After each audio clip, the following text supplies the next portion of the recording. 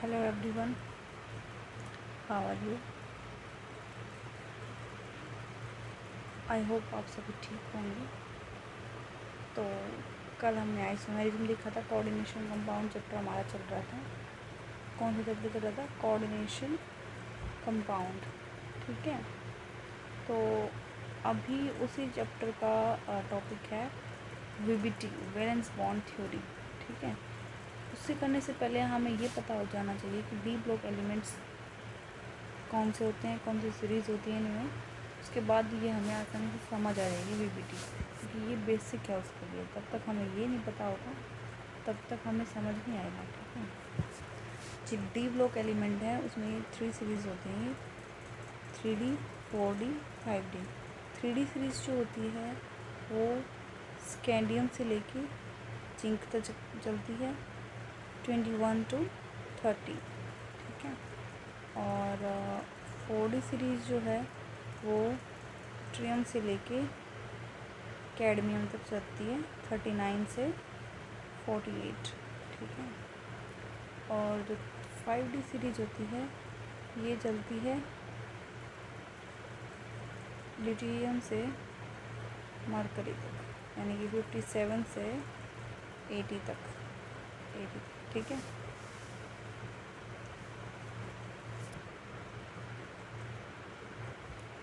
तो अभी हम करते हैं हमारा वीबीटी थ्योरी। मोस्ट इम्पॉर्टेंट है।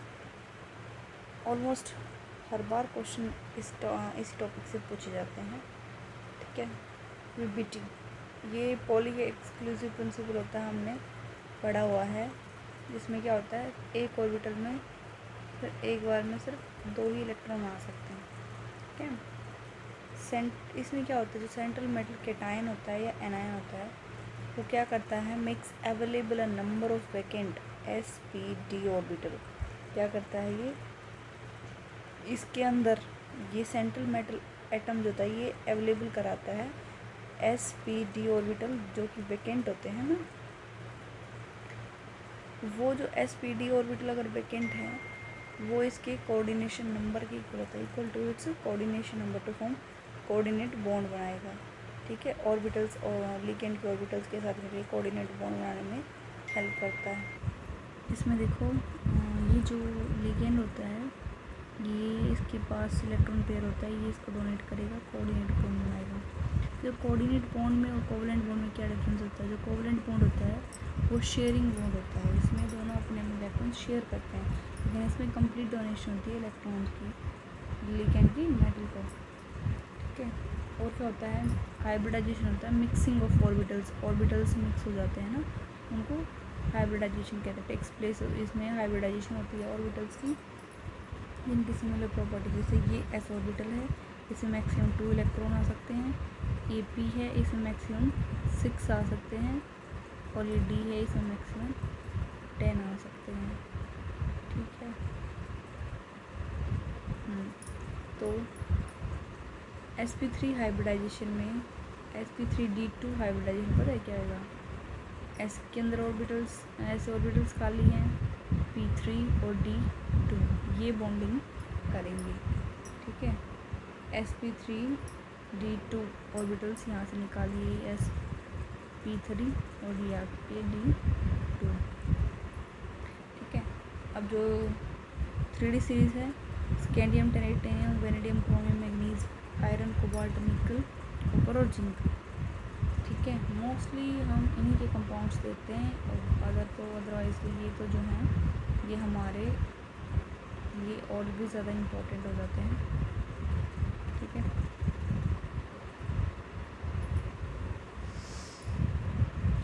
+2 ऑक्सीडेशन स्टेट में इनकी जो डी इलेक्ट्रॉनिक कन्फिग्रेशन होएगी 3D सीरीज़ में, देखो स्कैंडियम के अंदर +2 के अंदर D1 हो जाएगा। ये क्या फॉल होती है, 3D 1 4s2 3D 1 इस तरीके से रिप्रेजेंट होती है आउटर मोस्ट इलेक्ट्रॉनिक कन्फिग्रेशन। ठीक है, तो +2 वाली कंडीशन में इसके इलेक्ट्रॉन्स अट जाएंगे और 3D के अंदर 1 रह जाएगा। टाइटेनियम के अंदर है बाहर वाली में T2+2 वाली केस में, वेनेडियम में D3, क्रोमियम में D4। क्रोमियम का केस आपको पता है? क्रोमियम में क्या होता है? क्रोमियम में होते तो D4 हैं, लेकिन इसमें क्या हो जाता है, जो एस ऑर्बिटल होता है वो अपना एक शेयर कर देता है, इसमें हाफ फिल्ड हो जाता है, ये फिर स्टेबल कन्फिग्रेशन फॉर्म कर लेता है। Manganese D5, D6 iron, cobalt D7 और D8 निकल, D9 कॉपर, D10 जिंक। ठीक है, और हमें जो सीरीज़ है ना वो हमारे एग्ज़ाम के लिए इस तरीके से याद करनी पड़ेगी। इसमें इनकी सिमिलर प्रॉपर्टी होती है इनकी, ये ध्यान रखना। ठीक है, स्कैंडियम, यूट्रियम, प्लैटिनम और titanium, zirconium, hafnium, vanadium, niobium, thallium, इनकी प्रॉपर्टी सिमिलर है। 3D1 4s2। ठीक है, यहाँ तक की कन्फिग्रेशन आर्गन की होती है 3D1+3 कंडीशन में D0 हो जाता है। अब बात है वीक फील्ड लिगेंड और स्ट्रॉन्ग फील्ड लिगेंड। देखो वीक फील्ड लिगेंड क्या होते हैं? वीक फील्ड में हमारे ऑक्सीजन आ गई, क्लोरीन क्लोरीन ये हेलोजन फैमिली आ गई। स्ट्रॉन्ग फील्ड लिगेंड में कार्बन और नाइट्रोजन आ जाते हैं स्ट्रॉन्ग फील्ड लिगेंड। तो इसमें क्या होता है, जो स्ट्रॉन्ग फील्ड लिगेंड होते हैं ये तो पेयरिंग करवाने में हेल्प करते हैं, ये तो पेयरिंग करवाते हैं और ये पेयरिंग नहीं करवाते। ठीक है, इसे हमें इसकी ऑक्सीजन शेप क्या करनी है? कोबाल्ट हेक्सासाइनाइड की -3 इसकी ऑक्सीजन और दे रखा चार्ज, तो -3 और चार्ज है, इसके ऊपर -1 होता है, 6 हैं इसके मॉलिक्यूल्स, तो -6 इधर आके +6 हो जाएगा, तो +3 इसकी ऑक्सीडेशन स्टेट आ जाएगी। +3 जो ऑक्सीडेशन स्टेट है उसके लिए D6 सिस्टम होता है। ठीक है, +3 वाले केस में हम किस बात करें? कोबाल्ट की। देखो ये देखो D7 थी ना +2 वाले केस में, लेकिन +3 वाले केस है ये, तो इसमें D6 हो जाएगा। 3D में इसमें क्या होगा? इनर D ऑर्बिटल कॉम्प्लेक्स होंगे। ठीक है, अगर जो हमारी 3D सीरीज़ होएगी ना, 3D सीरीज़ है उसमें तो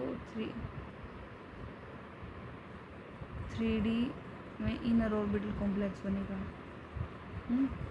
और 4D में आउटर ऑर्बिटल कॉम्प्लेक्स बनेगा। ये देखो 3D है, कितने इलेक्ट्रॉन आ गए? 6, 4s 4p 4d। ठीक है, अब देखो Ca negative strong field ligand है, ये पेयरिंग कराएगा, ये यहाँ आ जाएगा, ये यहाँ आ जाएगा, है ना, दोनों ये खाली हो गई, D2 sp3। ठीक है, अनपेयर इलेक्ट्रॉन 0 हो गए, इसमें डायमैग्नेटिक नेचर है, इनर ऑर्बिटल कॉम्प्लेक्स है, ये ऑक्टाहेड्रल कॉम्प्लेक्स है। ठीक है, D2 sp3 hybridisation inner orbital, क्योंकि sp3 D2 आउटर की होती है। तो जो मैग्नेटिक मोमेंट हमें निकालनी होती है स्पिन ओनली के लिए, फॉर्मूला होता है n×n+2 बोर मैग्नेटॉन। n है नंबर ऑफ अनपेयर इलेक्ट्रॉन यहाँ पे, तो वो तो 0 है, तो इसके लिए इसकी मैग्नेटिक मोमेंट भी 0 हो जाएगी। ठीक है, ऐसे सभी की निकालनी पड़े तो निकालेंगे हम। ये भी यहाँ पे ध्यान रखना, यही मैग्नीज है। मैग्नीज का क्या होता है? 25 होता है ना एटॉमिक नंबर, तो इसका क्या हो जाएगा? 3d5 4s2। यहाँ पे इसकी ऑक्सीजन स्टेट निकालनी पड़े तो कैसे निकलेगी? +3 इसमें ना, +3 वाली कंडीशन में यहाँ से 2 यहाँ से 1 यहाँ से 3d4 कंडीशन हो जाएगी। इसके लिए भी पेयरिंग करवा लेगा, फिर उसके बाद पेयरिंग होने के बाद क्या आएगा? D2 sp3 हाइब्रिडाइजेशन हो जाएगी। ठीक है, पैरामैग्नेटिक है, 2 अनपेयर इलेक्ट्रॉन है इसके अंदर, ये देखो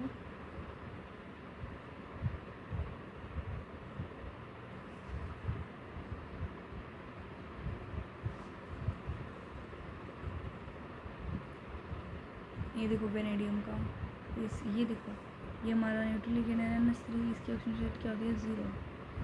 ठीक है, वेनेडियम के केस में D2 सिस्टम कैसे बना?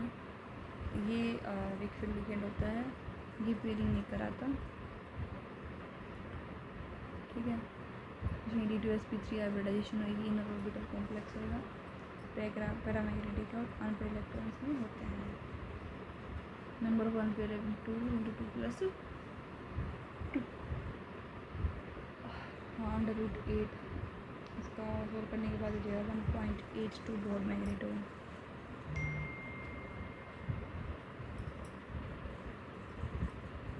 COF6 नेगेटिव, ये देखो ये भी फील्ड लिगेंड है, ये भी पेयरिंग नहीं कराएगा। इसमें ध्यान देना -3 चार्ज है ना इस पर, तो इसका +3 आ जाएगा, है ना, क्योंकि 6 है यहाँ पे +6 -6, इसका इधर आके +6 हो जाएगा। फिर इसकी ऑक्सीजन स्टेट हमारे पास 3 आ जाएगी। तो कोबाल्ट +3 के लिए D6 सिस्टम होता है, ठीक है। इसके लिए अब sp3d2 हाइब्रिडाइजेशन रहेगी, पेयरिंग होएगी नहीं। sp3d2 हाइब्रिडाइजेशन है तो आउटर ऑर्बिटल कॉम्प्लेक्स होगा, पैरामैग्नेटिक है, 4 अनपेयर इलेक्ट्रॉन है तो 4 × 4 + 2, ये हो जाएगा 4.90 बोर मैग्नेटस, ठीक है। निकाल लोगे ना, ये देखो इसका तो 0 होता है ना, और +2 चार्ज दे रखा है, इसे प्लस चार्ज है तो +1 ऑक्सीडेशन स्टेट है, तो माइनस, तो 1 आ जाएगा। आयरन की D7 सिस्टम है, ये D7 है तो इस टाइप से रहेगा।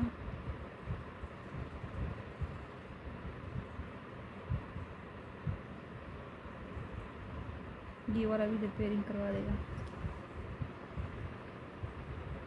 इसमें sp3d2 हाइब्रिडाइजेशन रहेगी, इसकी 3 अनपेयर इलेक्ट्रॉन है तो इसका बोर रहेगा 3.87 रहेगा।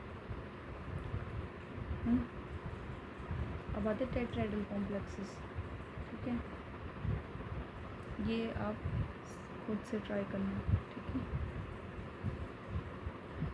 टेट्राहेड्रल कॉम्प्लेक्स में क्या होगा, sp3 हाइब्रिडाइजेशन रहेगी टेट्राहेड्रल कॉम्प्लेक्स में। NiCl4 2 नेगेटिव आयन है, इसमें Ni2+, इसकी ऑक्सीजन स्टेट है, D8 सिस्टम रहेगा। क्लोरीन एक वीक फील्ड लिगेंड है तो वो ये 3D है, 4D 5D 4S 4P। तो इसमें क्या होएगा, क्लोरीन एक वीक फील्ड लिगेंड है तो फिर पेयरिंग नहीं कराएगा, एज इट इज़ रहेंगे 2 अनपेयर इलेक्ट्रॉन। यहाँ पे sp3 हाइब्रिडाइजेशन रहेगी, सिर्फ 2 अनपेयर है तो इसकी बोर मैग्नेटिक मोमेंट 2.8 आ जाएगा, ठीक है। NiCO4, हाँ ये स्ट्रॉन्ग फील्ड लिगेंड है तो ये पेयरिंग करवाता है। D10 सिस्टम, D10 क्या होएगा, कन्वर्जन हो जाएगा, इसमें sp3 हाइब्रिडाइजेशन हो जाएगा। निकल की ऑक्सीजन स्टेट यहाँ पे 0 रहने वाली है। डायमैग्नेटिक कॉम्प्लेक्स है ये हमारा, 0 है मैग्नेटिक मोमेंट। मैग्नीज की देखते हैं, इसमें +7 में क्या होगा, D0 सिस्टम हो जाएगा इसका। इसकी देखो D0 है ना, इस वाले इसमें D3 हाइब्रिडाइजेशन रहेगी। ये पूछ लिया जाएगा कौन सा, इसमें sp3 पढ़ते हैं ना, वैसे तो D3 तो बहुत कम देखते हैं। नंबर 1 पे इलेक्ट्रॉन भी 0 है, मेरे मोमेंट भी 0 है, सारा ही है, एक अकेला कंपाउंड है ये। इसमें भी D3 है, सेम SI कंपाउंड है, K2Cr2O7। ये देखो Cr+6 D0 सिस्टम रहेगा हमारा ये O7। ST 0 पे है, डायमैग्नेटिक है। स्क्वायर प्लेनर के केस में क्या है, ये दूसरी स्ट्रक्चर टेट्राहेड्रल थी वो, स्क्वायर प्लेनर है, इसमें रहेगी sp2d या DsP2। स्केल में 2 टाइप्स हो सकती है, इनर और आउटर डी ठीक बोल होता है। निकल के अंदर देखो, निकल CN4 टाइम्स जो है यहाँ पे 2 नेगेटिव, CN नेगेटिव क्या स्ट्रॉन्ग फील्ड लिगेंड है, +2 कंडीशन में निकल D8 सिस्टम शो करेगा, ये पेयरिंग करवा देगा यहाँ पर, तो 1 वेकेंट हो जाएगा DsP2, यहाँ पे हाइब्रिडाइजेशन हो जाएगी इसकी। डायमैग्नेटिक है, कोई पे इलेक्ट्रॉन नहीं होता, जैसे 0 होगी इसकी मैग्नेटिक मोमेंट, ठीक है।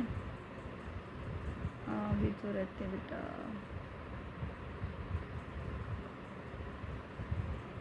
नेक्स्ट हमारा एग्जाम्पल है कॉपर 2+ का इस कंडीशन में है तो D9 सिस्टम हो जाएगा। ये वीक फील्ड लिगेंड है हमारा, तो ये इन्वॉल्व नहीं होगा, अनपेयर इलेक्ट्रॉन रहेगा इसका। तो sp2d हाइब्रिडाइजेशन रहेगी इसकी। पैरामैग्नेटिक है ये, एक अनपेयर इलेक्ट्रॉन तो 1.73 समथिंग इसका मैग्नेटिक मूवमेंट आएगा। कोबाल्ट ये भी यहाँ पे देखो, इसकी 0 ऑक्सीडेशन स्टेट होती है ना, 0 मैग्नेटिक हो रहेगा, ठीक है। CO+3 है तो वाटर यहाँ पे स्ट्रॉन्ग फील्ड लिगेंड की तरह बिहेव करेगा। ये यहाँ पे वीक फील्ड है ना, देखो निकल यहाँ पे +3 में भी एग्जिस्ट करता है, +2 में भी करता है, 3D मेटल, ठीक है। स्ट्रॉन्ग फील्ड वीक फील्ड आप देख लेना कौन सा रहेगा ये यहाँ पर।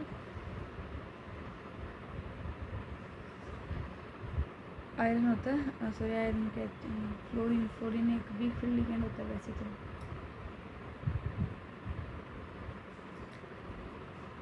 +4 +5 +6 और लिगेंड जो है ये स्ट्रॉन्ग, जिनकी ऑक्सीजन इनके इक्वल होती है, वो सारे के सारे पेयरिंग करवाएंगे, स्ट्रॉन्ग फील्ड लिगेंड की तरह बिहेव करेंगे। 4D 5D सीरीज ज्योमेट्री में सारी स्ट्रॉन्ग फील्ड लिगेंड शो करती हैं, पेयरिंग होती है इनके अंदर, जितनी भी 4D और 5D सीरीज वाली होती है ना वो, ठीक है।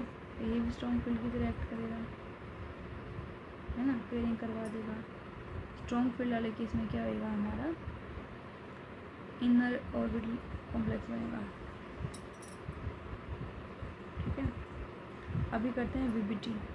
वीबीटी क्या होती है, लिमिटेशंस इसकी, it could not explain the nature of ligand, इसलिए लिगेंड का नेचर नहीं बताया, स्ट्रॉन्ग फील्ड है या वीक फील्ड है, ठीक है।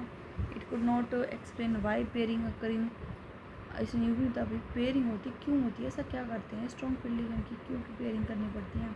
डिफरेंस ऑफ मैग्नेटिक मोमेंट, क्या डिफरेंस होता है। It could not explain colour and electronic spectra भी नहीं बताया। It could not explain reaction का रेट और रिएक्शन मैकेनिज्म भी इन्होंने एक्सप्लेन नहीं किया। अब आती क्रिस्टल फील्ड थ्योरी। इस टॉपिक से हमें हर बार क्वेश्चन देखने को मिलता है, अभी भी एग्ज़ाम में आया, पिछले जितने भी एग्ज़ाम देखोगे ना सभी में ये ज़रूर से भी ज़रूर पूछा जाता है इसमें से क्वेश्चन, ठीक है। तो CFT के अंदर हमारे मेन पॉइंट्स क्या क्या आते हैं, इसके पोस्टुलेट क्या क्या रहेंगे। इसमें जो आयनिक लिगेंड्स होते हैं, जैसे Cl नेगेटिव होता है, OH नेगेटिव होता है, Cn नेगेटिव होता है, ये नेगेटिव पॉइंट चार्ज होता है। न्यूट्रल होते हैं इसमें H2NH3 पेरिडीन, ये एज अ पॉइंट डाइपोल होता है। मेटल लिगेंड जो बॉन्ड होता है वो कोवलेंट नहीं होता, ना कोई ओवरलैपिंग होती है ऑर्बिटल्स की। Instead of bonding in complex is purely electrostatic in nature, ठीक है। कॉम्प्लेक्सेस के अंदर क्या होता है, इनकी बॉन्डिंग जो होती है काफ़ी ज़्यादा मतलब इलेक्ट्रोस्टैटिक नेचर की होती है। दो टाइप के इंट्रैक्शन होते हैं मेटल और लिगेंड्स के बीच में। जो पहला वाला प्राइमरी इंट्रैक्शन होता है वो अट्रैक्शन होता है, एक तरीके से देखा जाए तो। जो मेटल आयन होता है पॉजिटिव, लेकिन ये क्या करता है कंप्लीट डोनेशन करके कोऑर्डिनेट बॉन्ड बनाता है, और ये L नेगेटिव की तरह भी बिहेव करता है। दिस अट्रैक्शन जो होता है मेटल कैटायन का एंड नेगेटिव चार्ज लिगेंड का होता है। जो सेकेंड इंट्रैक्शन होता है रिपल्जन का, इसमें क्या होता है इलेक्ट्रोस्टैटिक रिपल्जन होता है, lone pair of electron of ligand and electron in the d orbital होता है metal cation.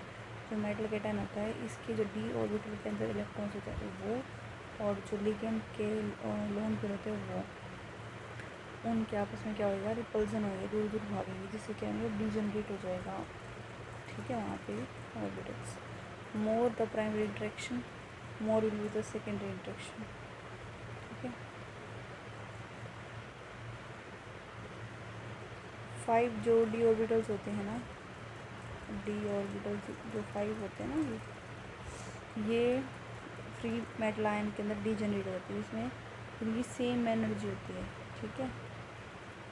When complexes form, जैसे जब कॉम्प्लेक्स बनता है ना तो इलेक्ट्रोस्टैटिक फील्ड ऑफ लिगेंड है destroy the degeneration of d orbital. जब कॉम्प्लेक्स बनता है जैसे ये क्या होता है डीजनरेट होते हैं, मतलब सारे में सेम एनर्जी होती है, जैसे ही किसी लिगेंड के कांटेक्ट में आते हैं ये, तो इनकी जो एनर्जी होती है वो डिस्ट्रीब्यूट हो जाती है 2 में। 3 एक जगह आ जाते हैं और 2 एक जगह आ जाते हैं, ठीक है, डिस्ट्रॉय हो जाती है इनकी रीजनरेसी। तो इनकी अब डिफरेंट एनर्जी रहेगी, इस टाइप से होते हैं। ये से ग्राउंड स्टेट होती है, इसके से एनर्जी से ही अटेन करते हैं, तो एवरेज एनर्जी स्टेट आ जाती है। और ये क्या करते हैं फिर, लिगेंड किस वजह से अटैक करता है इसके ऊपर, तो 2 सेपरेट एनर्जी लेवल बन जाते हैं, ठीक है। ये जो dxy डिवाइज है dz(x), और यहाँ पे ये dx square minus y square dz square होता है, ठीक है। यहाँ पे E और T2g 2 लेवल बन जाता है, ठीक है। T यहाँ पे रिप्रेजेंट कर रहा है ट्रिपली डीजनरेट, 3 है ना। E यहाँ पे रिप्रेजेंट कर रहा है डबली डीजनरेट के लिए, ठीक है। और इन दोनों का जो एवरेज एनर्जी होती है ना, ये स्प्लिटिंग एनर्जीज होती है 10 DQ होती हैं, ठीक है, ऑक्टाहेड्रल की। और ऊपर वाले हिस्से की होती है +0.6, नीचे वाले की होती है -0.4, ठीक है। अब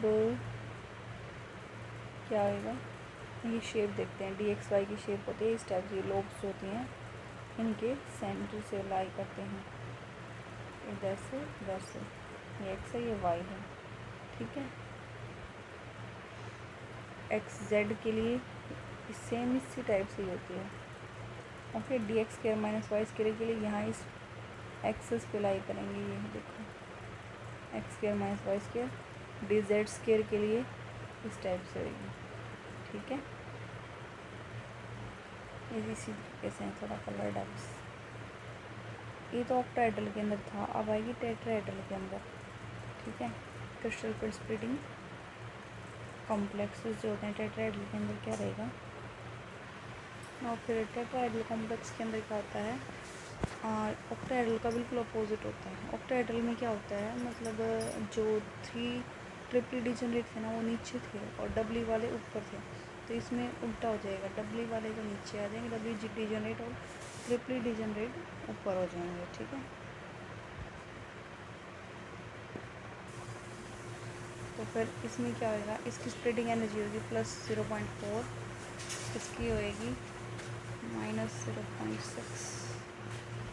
जो ऑक्टाहेड्रल क्रिस्टल फिल्ड स्प्लिटिंग होती है वो ज़्यादा होती है टेट्राहेड्रल क्रिस्टल फिल्ड स्प्लिटिंग के कंपेरिजन में।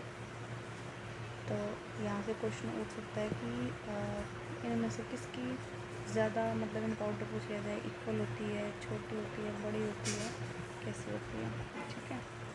रिलेशन जो होता है टेट्राहेड्रल और ऑक्टाहेड्रल स्प्लिटिंग एनर्जी का होता है, टेट्राहेड्रल स्प्लिटिंग एनर्जी जो होती है =4/9 ऑक्टाहेड्रल, ये बहुत ही ज़्यादा इम्पोर्टेंट है relation. Calculation crystal field splitting energy की ऑक्टाहेड्रल कॉम्प्लेक्स के अंदर कैसे करते हैं, देखो यहाँ से क्वेश्चन आया हुआ था अब 2024 का, तो ये कैलकुलेशन करना बहुत ज़रूरी है, हमारे एग्ज़ाम में ज़रूर हर बार पूछा जाता है, ठीक है। CFS की फुल फॉर्म होती है crystal field stabilising energy. Strong field में पेयरिंग होती है, वीक फील्ड में नहीं होती, क्योंकि ये लो स्पिन कॉम्प्लेक्स बनाता है, ये हाई स्पिन कॉम्प्लेक्स बनाता है, ठीक है। D1 system strong weak field ligand में क्या होएगा, सेम ही रहेगा, ये इसकी स्प्लिटिंग एनर्जी रहेगी। T2g है, देखो इसमें नीचे वाले की क्या थी बता, इसकी थी 0.4, इधर वाले की, इधर की 0.6 थी, -0.4, तो इसकी कितनी होगी स्प्लिटिंग एनर्जी 0. यहाँ पे जितने इलेक्ट्रॉन्स आएंगे ना उतने उसी के साथ मल्टीप्लाई होता जाएगा, 2 है तो 0.4 × 2 हो जाएगा, इसकी तो कुछ नहीं है तो 0 है, 0.8 हो जाएगा, 3 वाले केस में 3 के साथ हो जाएगा तो -1.4 हो जाएगा। D4 सिस्टम में क्या होएगा, 4 है ना, तो 4 के साथ 1.6 हो जाएगा, ठीक है।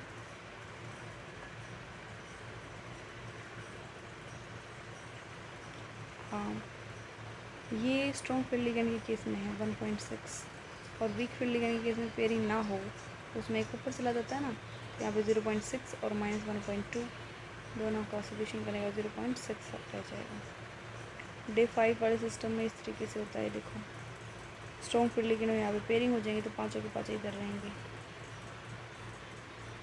ठीक है, वीक फील्ड में इस टाइप से रहेगी। ठीक है, 0.4 इंटू 3 प्लस 0.6 इंटू 2, ये इसकी 0.6 थी, इसकी 0.4 थी। ठीक है, डे 6 सिस्टम में इस टाइप से पेयरिंग हो जाएगी स्ट्रॉन्ग फील्ड में। ठीक है, तो इसकी हो जाएगी 0.4 इंटू 6 2.4 लो स्पिन कॉम्प्लेक्स टाइप नेगेटिव 0 बोल नेगेटिव। ठीक है, वीक फील्ड में पेयरिंग नहीं होगी। इसकी 0.4 इंटू 4 0.6 इंटू 2 ये हो जाएगी। हाई स्पिन कॉम्प्लेक्स पैरामैग्नेटिक होगा। D7 सिस्टम में स्ट्रॉन्ग फील्ड लिगेंड होएगा ये, और यहाँ पे पेयरिंग हो जाएगी। यहाँ पे 1 इलेक्ट्रॉन, इसकी होगी 2.4 इस वाले की, तो इसमें 1 आ जाएगा ये। ठीक है, नेक्स्ट है D8 सिस्टम। D8 सिस्टम में क्या होएगा, यहाँ पे ये तो पेयर्ड है, 0.4 इंटू 6 या 0.6 इंटू 2। यहाँ पे इनको सॉल्यूशन करने के बाद -2.4 और +1.2 यहाँ आ जाएगा, तो और 1.2 -1.2। ठीक है, ऐसे ही D9 सिस्टम की हो जाएगी, यहाँ 3 हो जाएगा ये। ओके, D10 सिस्टम की यहाँ पे कंप्लीट सभी पेयर है। ठीक है,